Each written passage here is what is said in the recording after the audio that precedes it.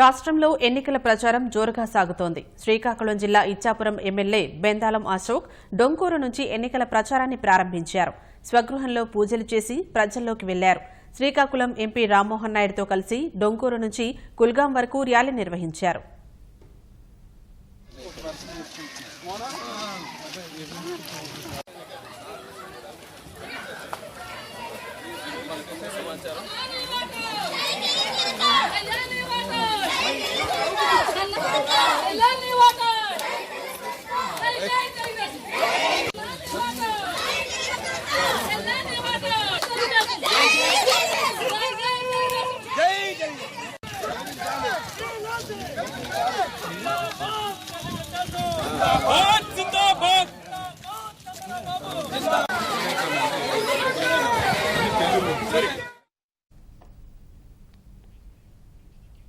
రాజమహేంద్రవరం నగర నియోజకవర్గంలో తెదేపా అభ్యర్థిగా పోటీ చేయబోతున్న దివంగత ఎర్రన్నాయుడు కుమార్తె ఆదిరెడ్డి భవానీ ప్రచారంలోకి దిగారు. తెదేపా నేత ఆదిరెడ్డి అప్పారావు తన కోడలు భవానీని పార్టీ శ్రేణులకు పరిచయం చేశారు. తెలుగుదేశం గెలుపునకు కృషి చేస్తానన్న భవానీ ముఖ్యమంత్రి చంద్రబాబు తనపై ఉంచిన నమ్మకాన్ని నిలబెట్టుకుంటారని అన్నారు.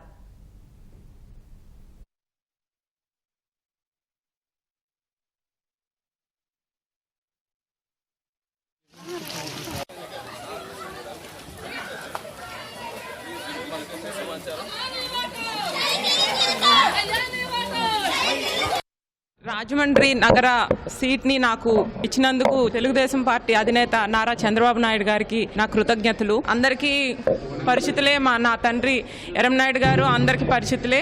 తమ్ముడు రామ్మోహన్ నాయుడు కానీ, మా బాబాయ్ గారు అచ్చెన్నాయుడు గారు కానీ ఎంతో సేవలు అందిస్తున్నారు పార్టీకి. ఇక్కడ మెట్టినిల్లో చూసుకుంటే మా అత్తమ్మ మేయర్గా 2007లో మేయర్గా నెగ్గారు.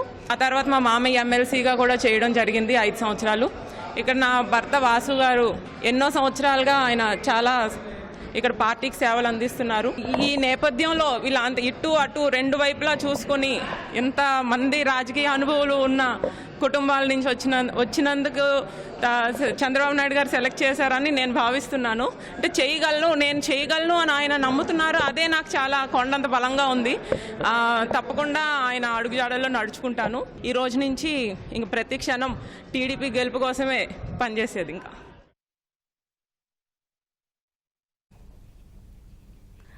అనంతపురం జిల్లా ఉరవకొండలో జరుగుతున్న తెలుగుదేశం పార్టీ నియోజకవర్గ స్థాయి విస్తృత స్థాయి సమావేశంలో ఓ వింత ఘటన చోటు చేసుకుంది.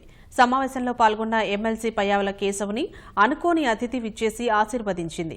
అది ఎవరో కాదు, ఏనుగు. ఉరవకొండ గవిమఠం సంస్థానానికి చెందిన గజరాజు పయ్యావులకి పూలమాల వేసి విజయోస్తు అంటూ ఆశీర్వదించింది. సమావేశానికి హాజరైన తెదేపా శ్రేణులు పయ్యావుల అనుకూల నినాదాలతో హోరెత్తించారు.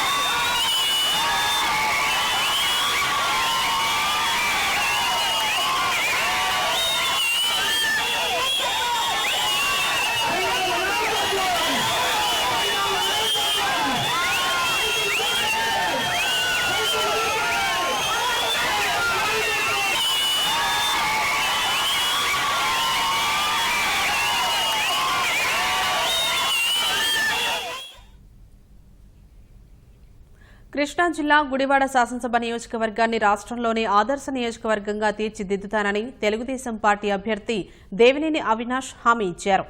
బేతవోలులోని కామాక్షి అమ్మవారికి ప్రత్యేక పూజలు చేసిన అనంతరం ఎన్టీఆర్ కాలనీలో ఎన్నికల ప్రచారం ప్రారంభించారు.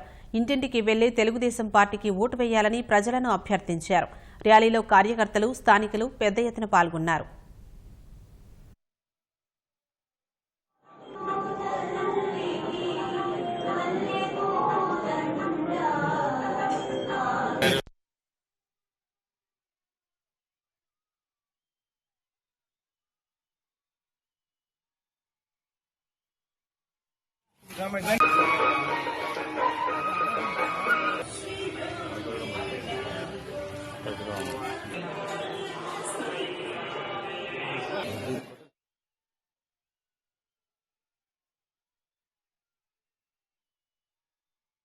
జరుగుతుంది. మేము రాబోయే ఎన్నికల్లో గురువారం నియోజకవర్గంలో తెలుగుదేశం పార్టీని గెలిపించబోతున్నాం.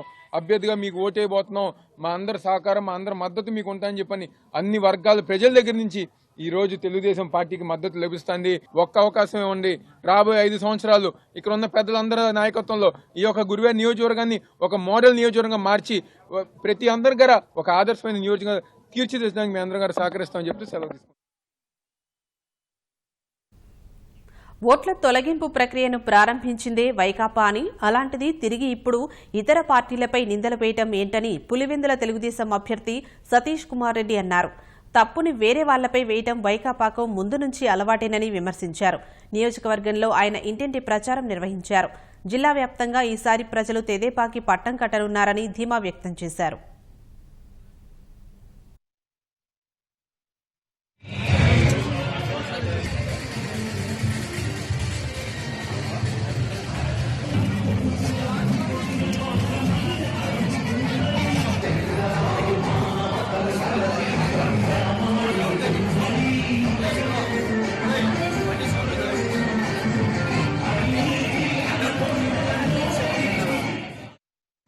కొత్త డ్రామా వైఎస్ జగన్మోహన్ రెడ్డి పేరు కూడా తొలగించాలని చెప్పేసి ఒక అప్లికేషన్ పెట్టుకోవడం.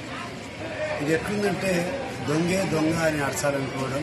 వాళ్లే అందరి పేరు మీద ఫామ్ 7 కింద అందరి ఓట్లు తొలగించే ప్రక్రియను వాళ్లే మొదలుపెట్టి వాళ్ళ మెడకి ఇది చుట్టుకున్నప్పుడు మా ఓట్లు కూడా తెలుగుదేశం వాళ్ళు తీస్తున్నారు అనేటువంటి ఒక నెపాన్ని, ఒక అపవాదం మా మీద వేసేదానికి ప్రయత్నాలు చేస్తున్నారు.